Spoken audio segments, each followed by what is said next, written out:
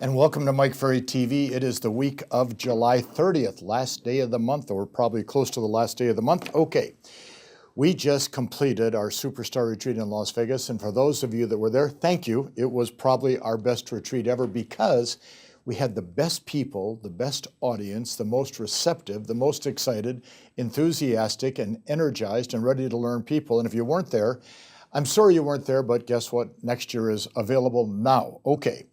I want to read a quote to you that I read to the audience on the last day of the retreat.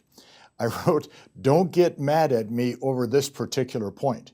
The skills of a listing agent, as you know, are completely different from the skills of an agent who works with buyers.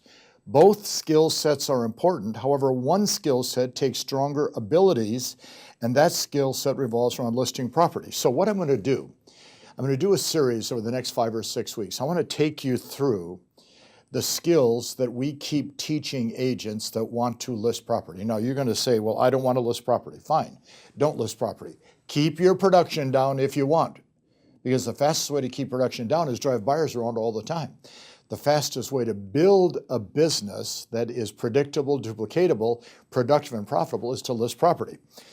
So what I want you to think about is this. We have all of August, September, October, November, December. We have 5 months to do something great. And what I want you to understand, each person that I meet always has a story, always has an excuse, always has a reason they cannot move to the next level. We had a person sign up for our coaching. 15 years in real estate, we ask a question: how many transactions, how many deals did you do last year? And her answer was 1 deal in 2017. We said, what is your goal? She said to go to the next level. I guess that's 2 deals. Well, 2 deals is better than 1. But see, the stories, the excuses that we keep telling ourselves as to why we can't do it. At the retreat, I had 50 different top producing agents on the stage at different times. Each one spoke for a couple of minutes. And it was so energizing because the first thing they all understood is whatever they've done in their past doesn't affect what they do in their future. So there's a number of skills that we have to master. Don't let your story be the reason you can't master these skills, because your story is going to be the reason. What you tell yourself is critical. Let's change the story to change the results. So here's skill number 1, the skill of organizing, setting, and following a strong listing-oriented schedule. Okay, now think about this. The skill of organizing, a piece of paper, organizing. Okay, setting specific things to do. Okay, and then following a listing-oriented schedule. All right, now I want you to think. A schedule for an agent that works with buyers is pretty open. The buyer decides when they can come in, what days they're available. The schedule of a strong listing agent is different because a listing agent's schedule is pinpointed at one issue: finding a potential seller and setting an appointment with that seller. So the day of an agent that is listing property is going to be very pinpointed, very specific. And we'll talk about that in a few minutes. So what I did is I wrote down 5 or 6 thoughts for you to consider. So here's thought number 1, okay? Now, yes, I wrote this, has a little humor in it, but I want you to listen. Expecting anything but minimal listing production without a good working schedule is like trying to fly at 35,000 feet without an airplane. All right, you say you want to list property, and I agree, and I accept that you want to list property.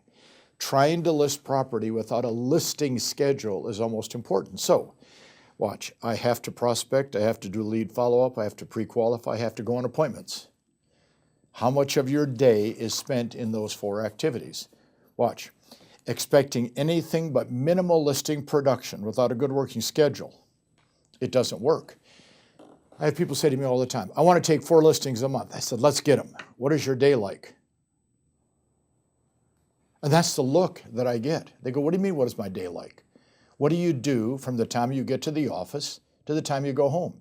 Is each activity designed, pinpointed towards getting a listing? Here's the second thought. There's a direct correlation between our personal discipline and our ability to follow a schedule. Okay? If you were at the retreat, you heard almost all of the 50 people on the stage at various times talk about the discipline in doing the job every day. Now, I've been asked many, many times. We collected questions, which we're going to start answering for all the people that attended the retreat. We're going to start that next week. And one of the common questions was, Mike, how do I stay motivated when the commission checks are so big? Whether the fact that your average sales price has gone up dramatically, which it has in the last 3 to 4 years, or the commissions you're demanding from your broker have escalated, which happens all the time. I'm getting big commission checks where, for example, in Las Vegas, Nevada, where we're headquartered, say 3-4 years ago, average commission $4,000, today it's $9,000. No more effort, no more energy, no more time spent, and we've more than doubled our income. Well, that can really cause a problem for discipline, because discipline is the ability to do what you're supposed to do when you're supposed to do it on a daily basis. All of a sudden, you left a job making $50,000 a year. You do 10 deals at $9,000 per deal, you make $90,000, and you do all that before the end of July. Holy smokes, it's hard to remain disciplined. Watch. There's a direct correlation between our personal discipline, that desire, that drive to achieve, to follow the plan, to achieve the goal you've set, and our ability to follow a schedule. A lack of discipline, no chance in following that schedule. Here's third thought I wrote down. What are the 5 or 6 most common distractions that keep you from following a schedule, and what are you willing to do about those distractions? I used this example at the retreat. If I came and spent 3 or 4 days sitting next to you in your office, I show up at 8 o'clock or whatever time you arrive, and I don't say a word, and I have a yellow scratch pad and a pen, and all I do is watch you and critique you from virtually when you arrive to when you go home, and I do that for 4 or 5 days. Am I going to see a lot of common distractions that get in the way of your productivity? The answer is probably yes. The distractions could be the photos you have of your family. You're gazing at a photo and it's your wonderful spouse and children, and all of a sudden you're distracted. It could be your phone, okay, pinging when texts come in. It could be your computer, your iPad pinging when you get emails. It could be a file sitting on your desk that you've been avoiding looking at, and all of a sudden you look at it and you go, I got to work on that file. Or it could be an incoming phone call because you failed to tell the front desk or your assistant to hold my calls during this period of time. Or the fact that you're just daydreaming. See, these are distractions that you can control. But until you understand that these distractions are controllable, these distractions get in the way of your productivity. So watch. What are the 5 or 6 most common distractions that keep you from following a schedule, and what are you willing to do about it? Folks, there's a lot of money at stake here. There's a better life for you and your family at stake here. There's a lot of sellers that need you, and that's at stake here, but not if you're distracted. Fourth thought I wrote down. If you wrote out in detail for one entire week exactly what you did by hour, would you want your existing listing customers or your spouse or significant other or your coach or Mike Ferry to see what you did? Answer is probably no. Watch, now think about this, okay? If you track your time hour by hour for a week, and on Friday you take your home address, and let's say that you're a male and you have a wife at home, and you address an envelope to your wife, which she'll probably get on Monday.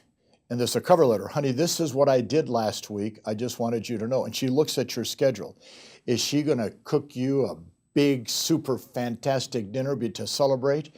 Or is she going to say, what in the world were you doing all last week? You told me you were going to take 2 listings, and I'm looking at your schedule. You didn't do anything. One of the hardest things in life is tracking your time hour by hour and being honest in your critique. You can't become great. You can't even become good. You won't even be mediocre in terms of following a schedule if you don't eliminate the distractions and if you don't keep track of what you do so you can see where you have to improve. Point number 5. From a scheduling standpoint, try this thought. The best way to get started on a strong schedule is to quit talking about a strong schedule and start actually doing something that is on your schedule. All right? It's 8:30, and that's when you arrive at the office. Your schedule says to do blank, okay? How often when you arrive at the office do you actually do blank on your schedule? See, I believe that the quicker you get into the schedule, now I know, and you know, that a lot of those things on that schedule you're not excited about. I understand that. It's called life. Do you think that every day I'm excited about doing all the things I have to do? Like today, I'm going to record 5 or 6 Mike Ferry TVs for the next 5 or 6 weeks because I'm going to be traveling and I won't be able to be in front of a camera. I don't like it, but it's my job and I'm excited to do it because I know that it helps you and it helps me long term. Here's thought number 6. Create a perfect schedule and follow it 60 to 70% of the time to increase your listing productivity. Create a perfect schedule. What would be a perfect schedule? Okay. 3 appointments in a week, 2 appointments a week, okay? Design your schedule to get you a prospect that has the desire to sell and an appointment. So do you want 5 appointments a month so you can get 3 listings? Do you want 6 appointments a month so you can get 4? Design a perfect schedule, step by step, by hour, by day, as to what you want to accomplish and do. And guess what's going to happen? You're going to do it. On Friday afternoon, late in the day, as we finished day 4 of the retreat, I said to the people, I want everybody to write down IR30. And they all wrote down IR30. And you could see people saying, what is IR30? Well, we took the entire retreat and we filmed it, just as those that were there saw it. And IR30 is instant replay for 30 days.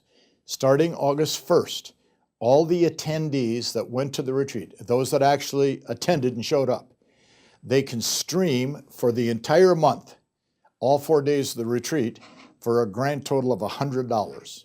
Those that did not attend the retreat that want to, and there's, we have millions of people that watch Mike Ferry TV that would like to go to the retreat. Watch, it's $195 IR30, instant replay for 30 days. You can watch the entire retreat for the entire month of August.